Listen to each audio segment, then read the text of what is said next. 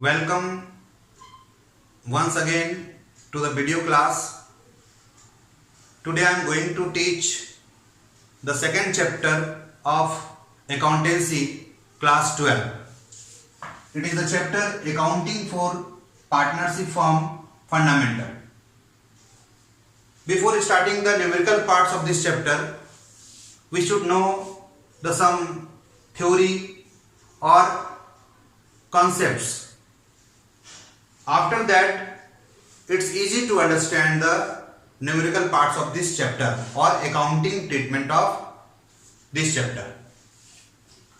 So first of all, we should know the definition of partnership. It is the relation between persons who have agreed to share the profits of a business carried by all or any of them acting for all. Yes, हम लोग अगर बात करें तो definition क्या कहता है कि it is the relation between persons, दो या दो से अधिक लोग आपस में बिजनेस रिलेशनशिप बनाते हैं और ये लोग एग्रीड होते हैं, डिसाइड करते हैं कि भाई हम लोग जो भी इस बिजनेस से कमाएंगे आपस में बांट लेंगे एज पर एग्रीमेंट। चाहे वो बिजनेस को सारे लोग मिलकर चलाएंगे या उसमें से कोई एक चलाएंगे, लेकिन जो भी उससे प्रॉफिट होगा आपस में हम लोग एक सर्टेन रेशियो या एज पर एग्रीमेंट बांट लेंगे। तो कहने का मतलब जब दो या दो से अधिक लोग आपस में मिलकर बिजनेस को चलाने का डिसाइड करते हैं और उस बिजनेस से होने वाले प्रॉफिट को ये लोग पार्टनर्स पर्सन प्रॉफिट को एक सर्टेन रेशियो और एज पर एग्रीमेंट बांटने का डिसाइड करते हैं, वैसे बिजनेस को पार्टनरशिप फर्म कहते हैं।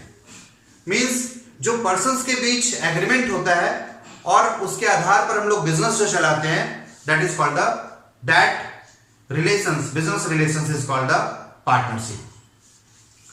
अब अगर हम लोग बात करें what are the features of the partnership, तो फर्स्ट वन, टू और मोर पर्संस, यानी यहां पर मिनिमम दो मेंबर चाहिए, मिनिमम दो पर्संस होने चाहिए और मैक्सिमम 50, यानी किसी भी पार्टनरशिप को चलाने के लिए कम से कम दो आदमी का जरूरत होगा, दो आदमी होंगे, या फिर अगर हम लोग मैक्सिमम लिमिट का बात करें तो 50 होगा। लेकिन कंपनीज एक्ट 2013 के अकॉर्डिंगली जो सेंट्रल गवर्नमेंट को एम्पावर कर रखी है कि भाई आप इसको अपने हिसाब से नंबर्स को बढ़ा सकते हैं, जो मैक्सिमम लिमिट 100 होगा। यानी सेंट्रल गवर्नमेंट चाहेगी तो एज पर सिचुएशन यानी पार्टनरशिप के नंबर्स को डिसाइड कर सकती है या प्रिस्क्राइब कर सकती है, लेकिन वहां पर भी ये 100 से ज्यादा नहीं हो सकता है। तो कहने का मतलब अगर हम लोग बात करें कि टू और more persons are required to establish a partnership, कम से कम दो लोगों का जरूरत होगा और मैक्सिमम 50 पर्संस का होगा as per companies act rule 10 और you can say rule 2014, that is miscellaneous, maximum number of persons will be 50। लेकिन वहीं पर कंपनीज एक्ट 2013 सेंट्रल गवर्नमेंट को एम्पावर कर रखी है कि इस नंबर को सेंट्रल गवर्नमेंट डिसाइड कर सकती है, जो मैक्सिमम 100 तक हो सकता है। यानी ऐसे कंडीशंस में सेंट्रल गवर्नमेंट इस मैक्सिमम नंबर को किसी भी पार्टनरशिप या पार्टनरशिप फर्म के मेंबर्स का जो मैक्सिमम लिमिट है वो 100 तक किया जा सकता है, लेकिन उससे ज्यादा नहीं हो सकता है। सेकेंड अगर हम लोग बात करें तो एग्रीमेंट यानी व्हेन टू और more persons entering into the business and they agreed or agreement made among the partners, written agreement is called the partnership deed. It is must here, it may be the oral or written, but it should be better the written agreement. यानी दो या दो से अधिक आपस में जब persons business करेंगे तो सबके बीच एक रिटन एग्रीमेंट होगा और उस रिटन एग्रीमेंट्स को ही हम लोग पार्टनरशिप डीड कहते हैं। तीसरा हम लोग बात करते हैं lawful business. Yes, business lawful होना चाहिए, इलीगल बिजनेस नहीं होगा। अगर हम पार्टनरशिप के अकॉर्डिंगली बात करें कि कैसा बिजनेस हो सकता है, तो कोई भी बिजनेस हो सकता है जिसमें हम लोग पार्टनर्स मिलकर बिजनेस को चलाएंगे और उसके होने वाले प्रॉफिट को बांटेंगे, बट इलीगल बिजनेस नहीं होना चाहिए। जैसा हम कह सकते हैं कि भाई अगर कुछ लोग आपस में मिल जाएं और एक इलीगल बिजनेस अगर वो करने का डिसाइड करते हैं, तो क्या वो पार्टनरशिप कहलाएगा? एज पर पार्टनरशिप एक्ट या कंपनीज एक्ट के अकॉर्डिंगली उसको परमिशन मिलेगा? कभी नहीं। यानी यहां पर वैसे ही बिजनेस पार्टनरशिप हो सकता है, पार्टनरशिप फॉर्म हो सकता है जो लॉफुल होगा, कानूनी रूप से वैध होगा। इलीगल बिजनेस कभी नहीं हो सकता है। चौथा अगर हम लोग बात करें, that is the profit sharing by the partnership. A business is established and whatever the profit earned will be shared by the all partners. जो भी प्रॉफिट इस बिजनेस में होगा, ऐसे पार्टनरशिप फर्म में होगा, उस प्रॉफिट को सारे पार्टनर्स बांटेंगे as per ratio, as per agreement. But अगर हम लोग बात करें लॉस का, तो loss it is not here must that shared by the all partners.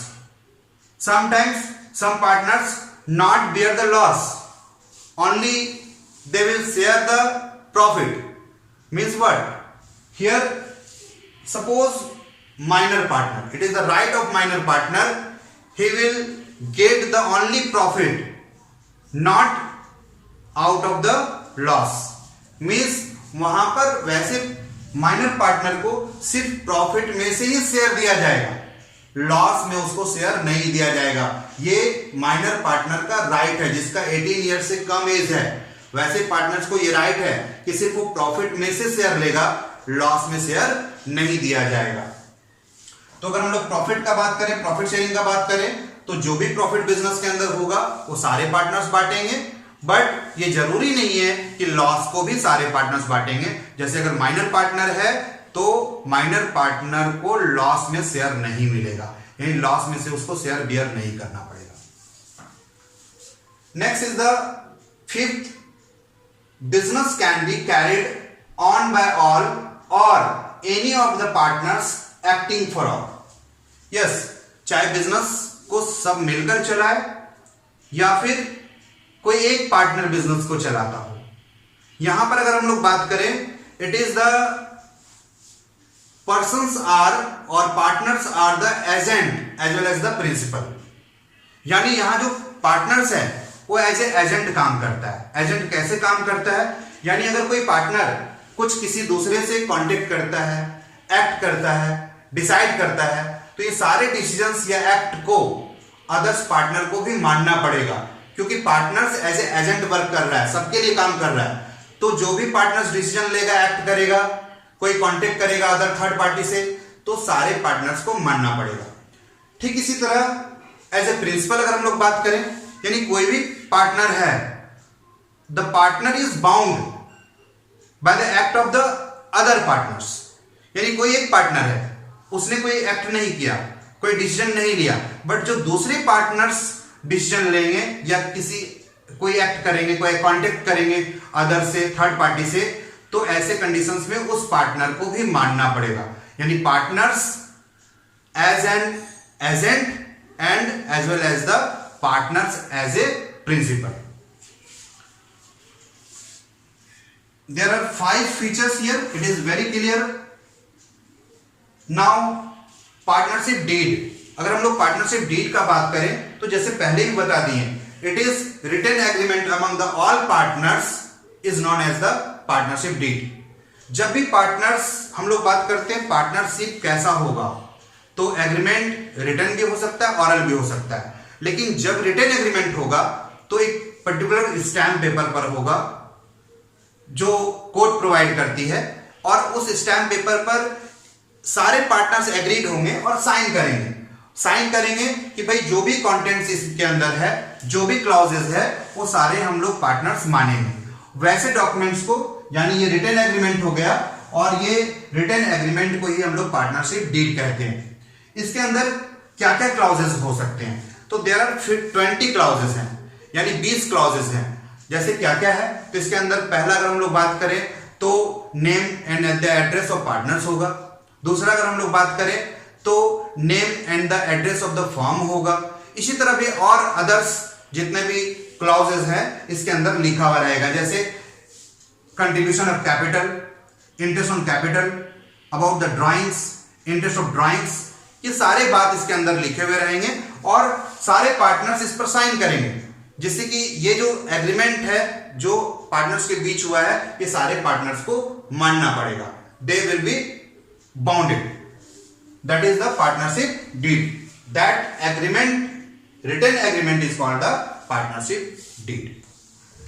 आगे हम लोग कुछ थ्योरी और बात करेंगे और देन हम लोग फिर न्यूमेरिकल पार्ट में जाएंगे, कैसे अकाउंटिंग ट्रीटमेंट होगा, यहाँ पार्टनरशिप फर्म के अंदर हम लोग क्या क्या कौन कौन से नए अकाउंट्स बनाएंगे और कैसे अकाउंट्स को मेंटेन करेंगे, क्या क्या जर्नल एंट्रीज होगा, ये सारा चीज हम लोग आगे के वीडियो में पढ़ेंगे।